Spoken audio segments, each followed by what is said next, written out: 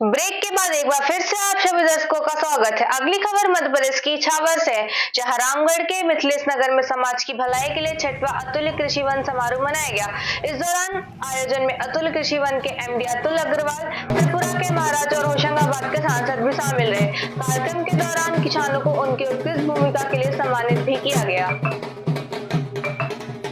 Sir, पहले तो बताइए मध्य प्रदेश में आके आपको कैसा लगा? जैसे कि आपने कहा कि भोपाल 20 साल बाद आ रहे हैं आप। भोपाल 20 साल बाद आ रहा हूँ, लेकिन शायद बहुत लोगों को मालूम नहीं है, जो लास्ट महारानी थी त्रिपुरा की, वो पन्ना स्टेट से थी और मेरी मदर वो ग्वालियर स्टेट से है। तो हमारा तो पुराना संबंध है मध्य प्रदेश के साथ, और आज भी पन्ना में हमारे यहाँ बहुत ज़मीन है। तो मुझे नहीं लगता कि मैं कहीं पराए के घर में आया हूँ, मुझे लगता है कि मैं अपने ही जगह में आया हूँ।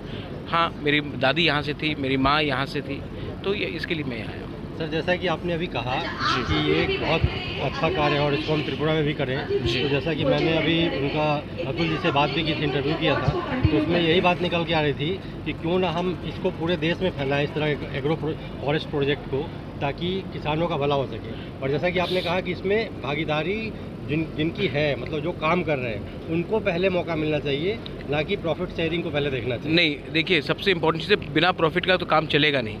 लेकिन इसका ये मतलब है कि हम जिस पैसा जो आता है उससे हम हॉस्पिटल्स खोलें, स्कूल्स खोलें, हमारे जो आदिवासी बच्चे लोग हैं उनको एक अच्छे से एक नया अपना ज़िंदगी बनाने का एक उपाय, मतलब कि एक रास्ता मिले। उसके बाद आप देखेंगे कि चिकित्सा यहाँ में बहुत ख़राब है, इसके लिए भी हमें थोड़ा सा इन्वेस्टमेंट करना चाहिए। और एक चीज़ बहुत इम्पॉर्टेंट है, एग्रो बेस्ड इंडस्ट्री को अगर हम इसको इंडस्ट्री का दर्जा देते हैं तो फिर बहुत लोग इसमें इन्वेस्टमेंट भी करेंगे। और अगर हमें देश को आत्मनिर्भर बनाना है तो हमारी जो ज़मीन जो आज इतनी जगह में बंजर हो गई है, उसको भी हमें वापस रिवाइव करना चाहिए।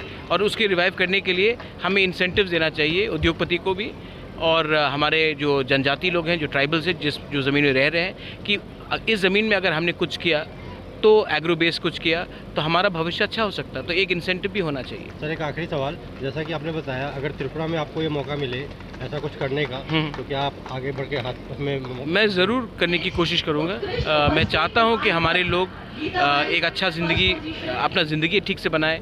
मैं चाहता हूँ कि इसको सिर्फ आप एग्रो बेस। देखिए, आज से 6 वर्ष पहले मैं अपने पूज्य पिताजी के साथ यहाँ पहुँचा था, और जब मैं पहुंचा तो हृदय में ऐसी प्रेरणा हुई कि यहाँ कुछ जीवन को परिवर्तन करने वाला कोई कार्य ऐसा किया जाए। और 6 वर्ष पहले हमने इस प्रोजेक्ट की शुरुआत करी, और मेरे पूज्य पिताजी ने यहाँ पहला पौधा रोपित किया, जिसकी वजह से आज हम इसको 8 अक्टूबर को हम हर साल इसको अपना एक फाउंडेशन डे के रूप में मनाते हैं, और इससे हम आने वाली जनरेशन्स को, हम सबको प्रेरणा मिलती रहती है।